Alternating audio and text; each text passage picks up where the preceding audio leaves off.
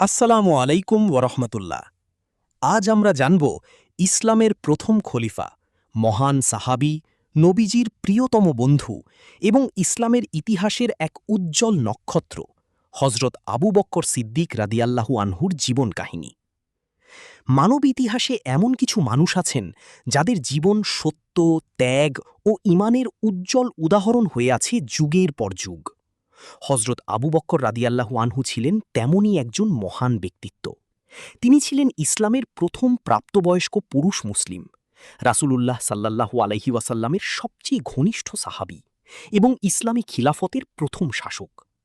হজরত আবু বক্কর রাদিয়াল্লাহু আনহুর আসল নাম ছিল আবদুল্লাহ ইবনে আবি কুহাফা। তিনি কুরাইশ বংশের তায়েম গোত্রে জন্মগ্রহণ করেন। তার উপাধি ছিল সিদ্দিক, যার অর্থ সত্যের একনিষ্ঠ সমর্থনকারী, কারণ তিনি সবসময় রাসূলুল্লাহ সাল্লাল্লাহু আলাইহি ওয়াসাল্লামের কথা নিঃসংকোচে বিশ্বাস করতেন। জাহিলি যুগেও তিনি ছিলেন অত্যন্ত সৎ, নম্র ও সম্মানিত ব্যক্তি। তিনি কখনো মূর্তি পূজা করেননি, মদ পান করেননি এবং সমাজের অন্যায় কাজ থেকে নিজেকে দূরে রেখেছিলেন। ব্যবসায়ী হিসেবে তিনি ছিলেন সফল ও বিশ্বস্ত।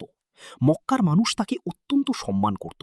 যখন মহানবী সাল্লাল্লাহু আলাইহি ওয়াসাল্লাম আল্লাহর পক্ষ থেকে নবুয়াত লাভ করেন, তখন সর্বপ্রথম যিনি দ্বিধাহীনভাবে ইসলাম গ্রহণ করেন তিনি হলেন হজরত আবু বকর রাদিয়াল্লাহু আনহু। তিনি এক মুহূর্তও দেরি করেননি, কারণ তিনি নবীজির চরিত্র ও সত্যবাদিতাকে খুব ভালোভাবে চিনতেন। ইসলাম গ্রহণের পর তিনি ইসলামের দাওয়াত প্রচারে অসাধারণ ভূমিকা পালন করেন।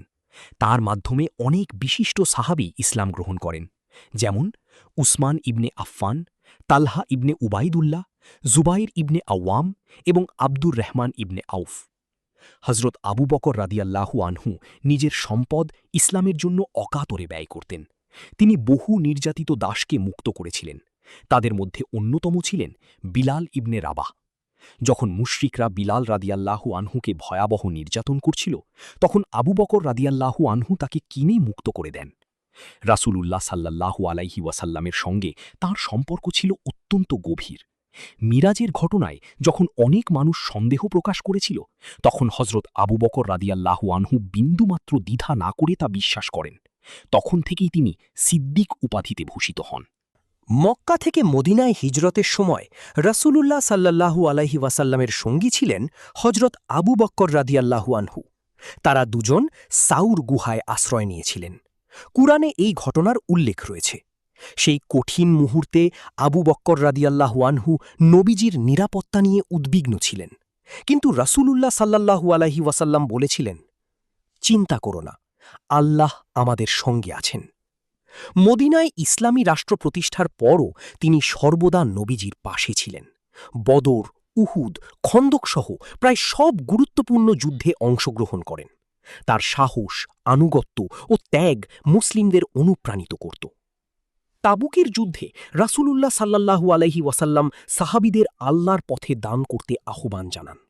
তখন হজরত আবু বক্কর রাদিয়াল্লাহু আনহু তার সমস্ত সম্পদ নিয়ে হাজির হন। নবীজি জিজ্ঞেস করলেন, পরিবারের জন্য কি রেখে এসেছ? তিনি উত্তর দিলেন, আল্লাহ ও তার রাসূলকে রেখে এসেছি। রাসূলুল্লাহ সাল্লাল্লাহু আলাইহি ওয়াসাল্লামের জীবনের শেষ সময়ে তিনি অসুস্থ হয়ে পড়লে নামাজে ইমামতি করার দায়িত্ব হজরত আবু বক্কর রাদিয়াল্লাহু আনহুকে দেন। এটি ছিল তার মর্যাদার অন্যতম বড় প্রমাণ। ৬৩২ খ্রিস্টাব্দে রাসূলুল্লাহ সাল্লাল্লাহু আলাইহি ওয়াসাল্লাম ইন্তেকাল করলে মুসলিম উম্মাহ গভীর শোকে ভেঙে পড়ে। অনেক সাহাবী হতবিহল হয়ে যান।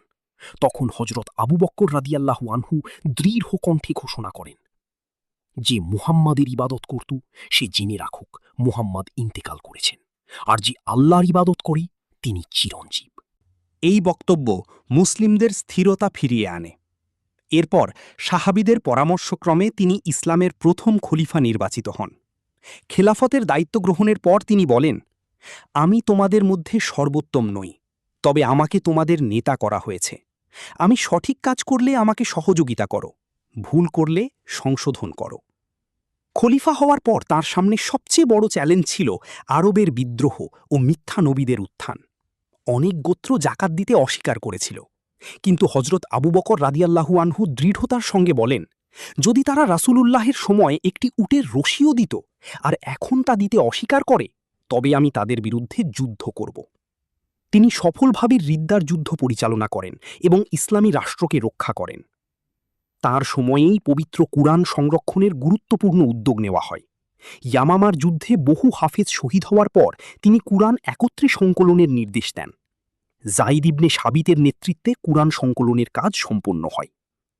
হজরত আবু বকর রাদিয়াল্লাহু আনহু ছিলেন অত্যন্ত সহজ সরল ও দয়ালু শাসক। খলিফা হওয়ার পরও তিনি সাধারণ মানুষের মতো জীবনযাপন করতেন। রাষ্ট্রের সম্পদ থেকে খুব সামান্য ভাতা নিতেন। মানুষের সেবা করাকে তিনি নিজের দায়িত্ব মনে করতেন।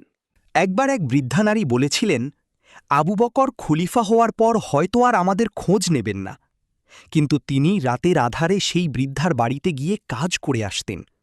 এভাবেই তিনি মানবতার দৃষ্টান্ত স্থাপন করেছিলেন। মাত্র ২.৫ বছর খেলাফত পরিচালনার পর তিনি অসুস্থ হয়ে পড়েন। ৬৩৪ খ্রিস্টাব্দে তিনি ইন্তেকাল করেন। মৃত্যুর আগে তিনি উমর ইবনে খাত্তাবকে পরবর্তী খলিফা হিসেবে মনোনীত করেন। হজরত আবু বকর সিদ্দিক রাদিয়াল্লাহু আনহুকে রাসূলুল্লাহ সাল্লাল্লাহু আলাইহি ওয়াসাল্লামের পাশেই মদিনার মসজিদে নববীতে দাফন করা হয়। প্রিয় দর্শক, হজরত আবু বকর রাদিয়াল্লাহু আনহুর জীবন আমাদের শেখায় সত্যের প্রতি অবিচল বিশ্বাস, আল্লাহর পথে ত্যাগ, বিনয়, নেতৃত্ব এবং ঈমানের দৃঢ়তা কেমন হওয়া উচিত। তিনি ছিলেন এমন একজন মানুষ যিনি সম্পদ, জীবন ও ভালোবাসা সবকিছু উৎসর্গ করেছিলেন আল্লাহ ও তার রাসূলের জন্য। আল্লাহ তাআলা আমাদের সবাইকে হজরত আবু বকর সিদ্দিক রাদিয়াল্লাহু আনহুর আদর্শ অনুসরণ করার তৌফিক দান করুন। আমিন। ধন্যবাদ সবাইকে।